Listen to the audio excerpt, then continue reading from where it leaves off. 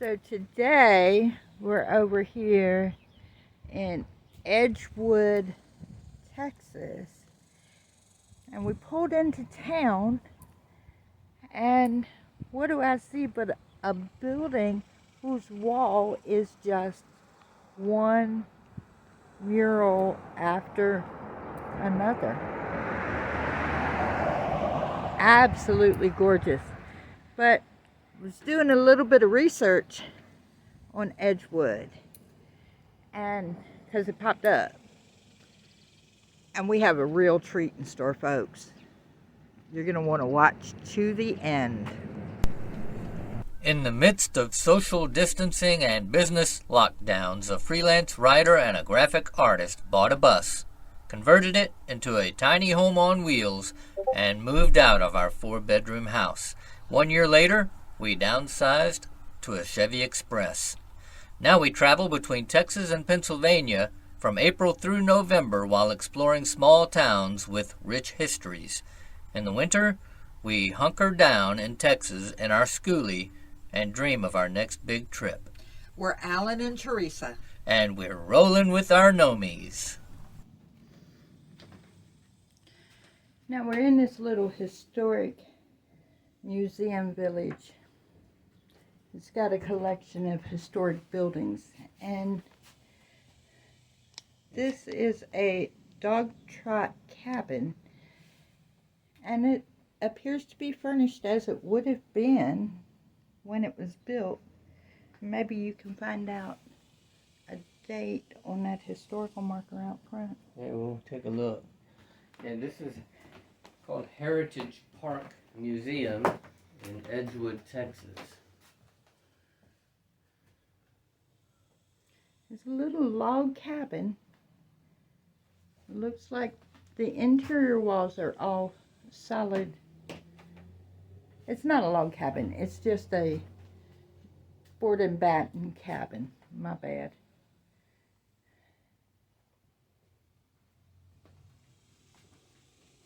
Very nice.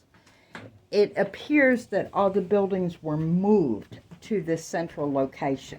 Yeah, she said this particular one was out north of town, and they moved it and remodeled it to fit its original. Wow. But they built them this way because it's got the breezeway in the center of the Right. two buildings. Each of these rooms has a door onto the breezeway. And it keeps it cool And that baby cradle right in the there. summertime.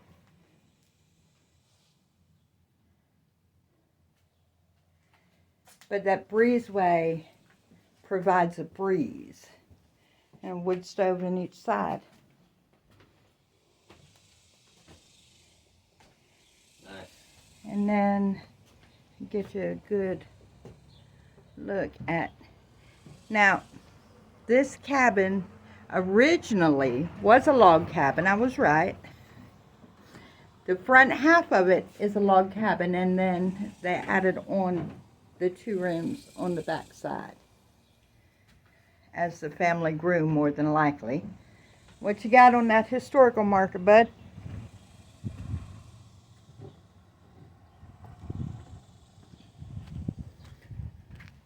So this was built by A.L. Spradlin, Adolphus Lane Spradlin. He came to Texas from Indiana in 1875. He settled at Hiram in Kaufman County. Married a young lady of Cherokee ancestry. In 1898, he bought land in the Zandt County community of Small and built this dog trot cabin. In 1909, he sold the house and land to W.C. Sims and moved his family to Edgewood. He operated a cotton gin and served as Justice of the Peace for 22 years. Nice. Very nice. It's a beautiful building. All of these buildings are almost meticulously maintained. It's really cute little historical got the park. Farm equipment out here, add some authenticity. And Oh, look, they've got his name on the mailbox. they do. I wonder if they moved the mailbox too.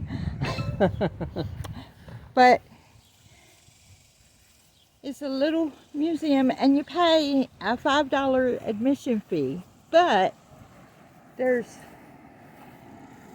a whole bunch of buildings. Ooh, gazebo. Yeah, nice gazebo. And more farm equipment.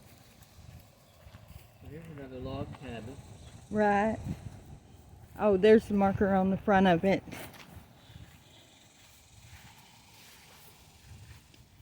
James Scott Log Cabin.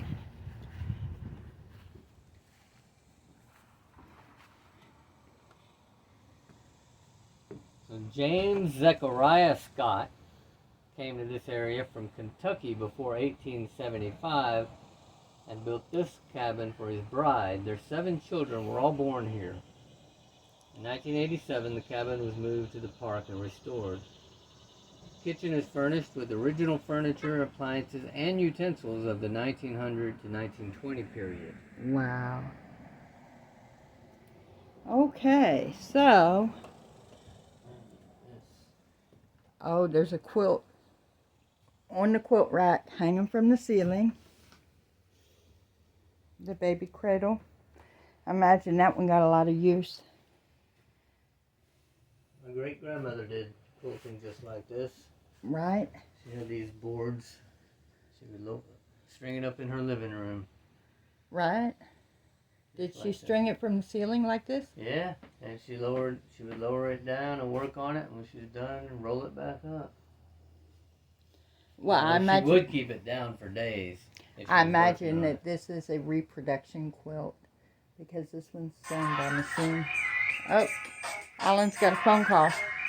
Okay, so and the chest,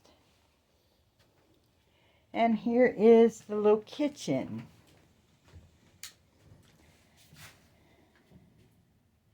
And it is furnished with all the modern appliances of 1920. Butter churn, meat grinder. Yep, indeed. Very pretty. Very cute. Nice. It's a pretty cool cabin. And the crock. For making sauerkraut. Yeah, but she'd have moved that based on how often she had to use that wood stove and whether she had an outside cooking area. Mm-hmm. The other one over there. Right. But that one would have held other things. This iron is, you know how they use this, right? Mm-hmm. It's set on the wood stove to get hot. Yeah. Very cute. And the chamber pots. Yeah. Very cute little house. And there's a view of the back of that cabin. And the outhouse. And it's either a spring house or a well house. In this case, I'm going to tell you it's a well house because I see water hooked up to it. So. Yeah, it's got the water buckets, water basins. Yeah.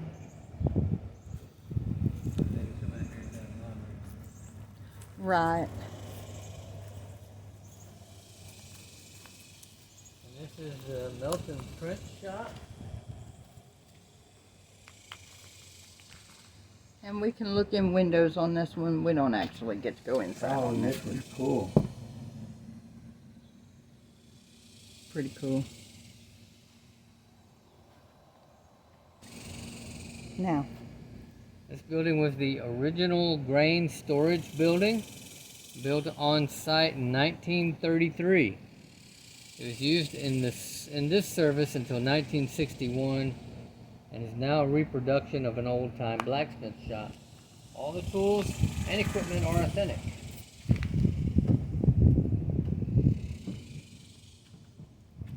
wow.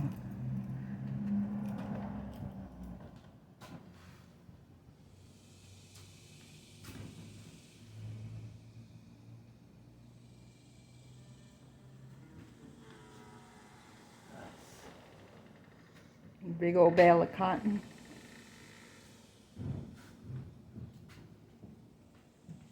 Yeah, here's the There's the blacksmith part. coal room. Yep. The anvil, the coal. This is where he do his forging room. I don't know what they call it. I don't know either, but I do know that all of those shutters will lift up to provide airflow in here. Yeah. You're likely to find some hornets doing that mess.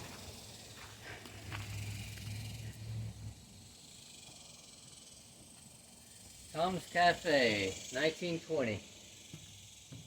The Tomcat Cafe was built downtown on Houston Street and was soon referred to as the Bloody Bucket because of the rowdiness associated with it. In 1932, it was moved to the new U.S. Highway 80, and the notorious Bonnie and Clyde once stopped there for a Coke and a hamburger. All the way on that authenticity. They did. They did, which is super nice. And the well. There's the well. We can head over to Myrtle Springs School. This museum takes up multiple blocks in Edgewood. And I'll put a link down in the description to the little part right up that we found. The Myrtle Springs School was built in 1927 in Myrtle Springs. I'm not sure Myrtle Springs exists anymore. I think there's a sign there now. Maybe. Still a town, kind of like Prairieville. Yeah, Prairieville. It's got a grocery store and a church. And that's it. School housed first and second grades because the community did not want younger children in the same building as older students. Awesome. Oh, look at that little library. The county superintendent had jurisdiction over all schools in the county, including Myrtle Springs and the Bethlehem Black School in Edgewood. When the Bethlehem School became overcrowded and Myrtle Springs no longer needed, the building was moved to Edgewood in 1960. Within 2 years, Edgewood schools began integrating, and by 1967, the one-room school was no longer used as a learning institution.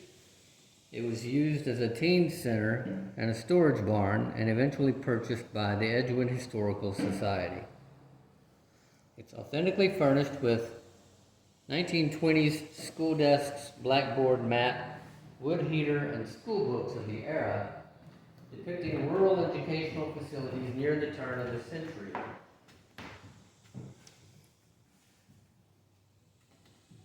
And the windows, of course, illustrate the importance of natural light before electricity was available in rural areas.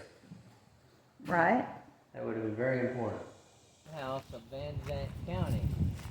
Oh. It was first in Canton. Oh. Okay. Jordan Saline, now Grand Saline, was named the county seat in 1848 when Van Zandt County was formed. Court was held in December in a crude log cabin, the first courthouse of the county.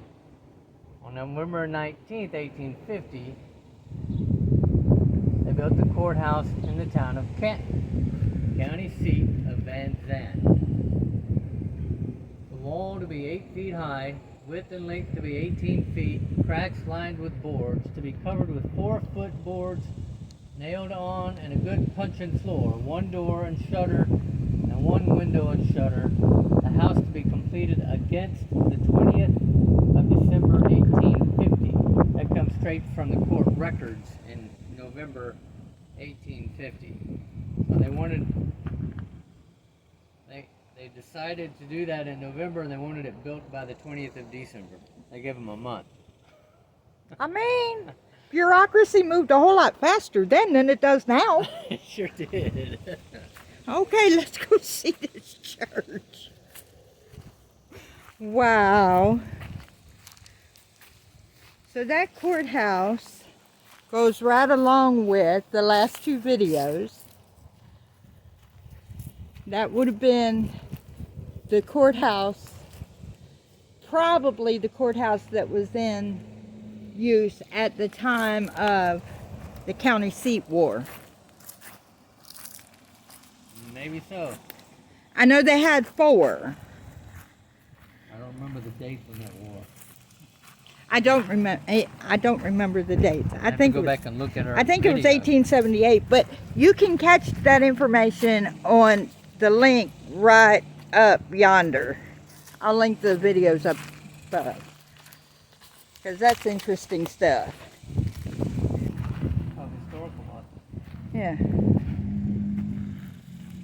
It probably says the same thing your portfolio Shorter says. version of it. So this is a church in the Wildwood, built in 1897 by the local Methodist congregation and used until 1923. It was sold to the African American community in Edgewood, where it served as the spiritual center for the Bethlehem Baptist congregation until March 1993. And then it was purchased by the Edgewood Historical Society and relocated to Heritage Park. Consider the jewel of Heritage Park, as it represents Edgewood's religious heritage spanning more than 100 years and is still used for various life celebrations, weddings being the most popular.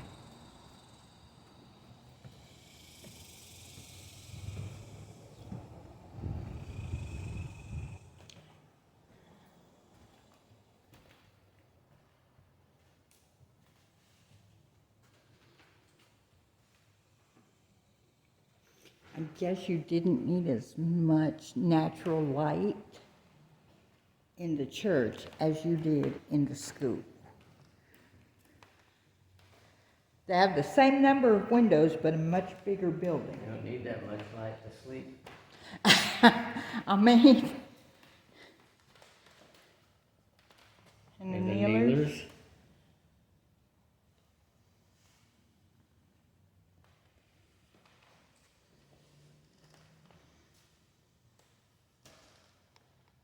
Quilted kneelers.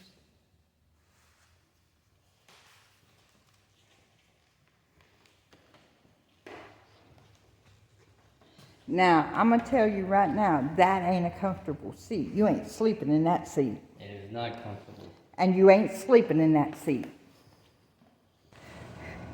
And this building is a house of the time, but it's used as their visitor center, office, and gift shop. Might be the McMillan House. I believe it is. It is yeah. the McMillan House. It is. Why don't you tell them about the McMillan House? It was built in 1922 by J.L. and Ella McMillan as their residence. A good example of a wood frame house of the pre-Depression days. High ceilings, wood wall covering, and other features no longer used in modern air-conditioned residences. Now used as a gift shop and the park office, and was located originally across the alley where the church now stands. This porch faced the street at the time. Well, that makes sense, because this is a much bigger porch than the one on the front of it. This would be the front door. It looks like a front door. Right.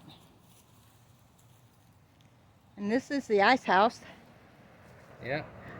The ice house, small frame ice house, was once used in Edgewood to store blocks of ice hauled from the Grand Saline ice plant. Blocks of ice were covered in sawdust to help keep them from melting. People would buy ice for their ice box, keeping food cool and providing a refreshing drink during the hot summer days.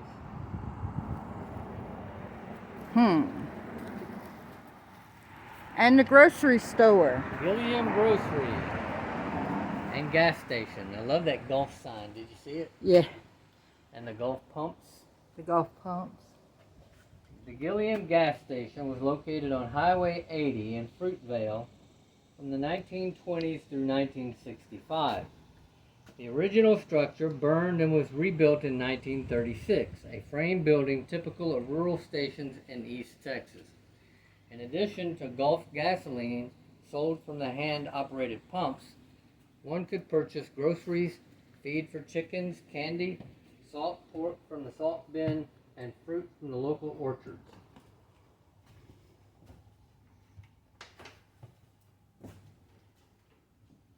Many yarns were swamped around the store's old wood heater on rainy days, and heated debates often developed on political issues during election years.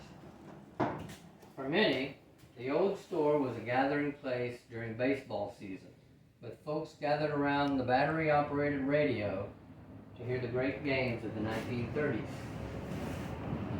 Oh, that's just pretty cool. Yeah, this is real neat. It is. So where's the calaboose? The what? Ah, right here. Oh. Uh-oh. That looks like a jail. Yep. It's called the Edgewood Calaboose, also known as the Holding Jail. It was reconstructed after extensive research about the original two-cell brick structure that served as the Edgewood Jail. Excavation of the original jail site produced the exact measurements. Original star, grip, and a shackle ring used to restrain unruly prisoners. Oh, there it is. Yeah, look at that. These and other artifacts found during the research give visitors an insight to a true country jail with its crude furnishings and rough treatment of prisoners. Seems to be a favorite among many school children during their educational visits. I mean, they do need to know about such things. Okay. Well,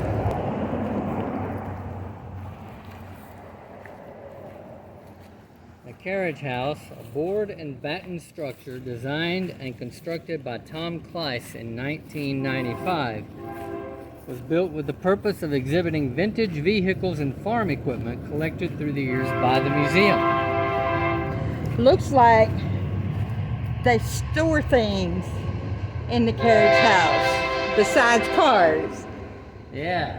I mean, there you there's go. one of the cars, and there's a tractor. Old Model T. And we got the authentic train running through town. Yeah. Nice. Let's look inside. Because we can. We'll look in there at the dashboard. There ain't much of one. Little two-seater. Oh, it's got a rumble seat back there, so you can take the kids with you. And Yep. the tractor And the old without tractor. rubber wheels. Tell us about that tractor right there. This model was the first ever mass-produced by Ford. It was called a general-purpose tractor, as it was built too low for use in cultivation of row crops. The model was first introduced in 1916 and made in the U.S. until 1928. Wow. And then there's a carriage. Oh, look at this hole punch. That's a planting hole punch. And that there is a lamp on the front of this carriage. Yep. It was used at night. I'm not sure how much you could see with that lamp Grab though. bag. I'm just not sure how much you could see with that lamp. Runabout Buggy, about 1880. It was Nice. restored and donated by Dr. Bob Robertson, who was a dentist in Levelland, Texas. This is a one-horse type of buggy, as it has shafts instead of a tongue and double trees. The Runabout Buggy was the sport model of its day and was built for ease of pulling, not loads carrying. 2 people were considered a load. This buggy would have been driven very carefully over rough country roads, as its wheels and other parts are somewhat fragile. Right. Now, the hole punch that he was talking about is right here. And I'm going to guess that they laid this down on the ground and walked on it to punch holes in the ground to plant seeds. But that's a guess. Looking at the design of it, that makes sense. Old homemade farm implement used by vegetable farmers. There you go. It was used to make holes in the ground for planting seed to start tomato plants in a cold frame or hotbed. Farmer would place it on the ground, points down, then walk on it to get the desired hole depth. Yeah, I guess that's, yeah, that was what I said. You think that you used one before?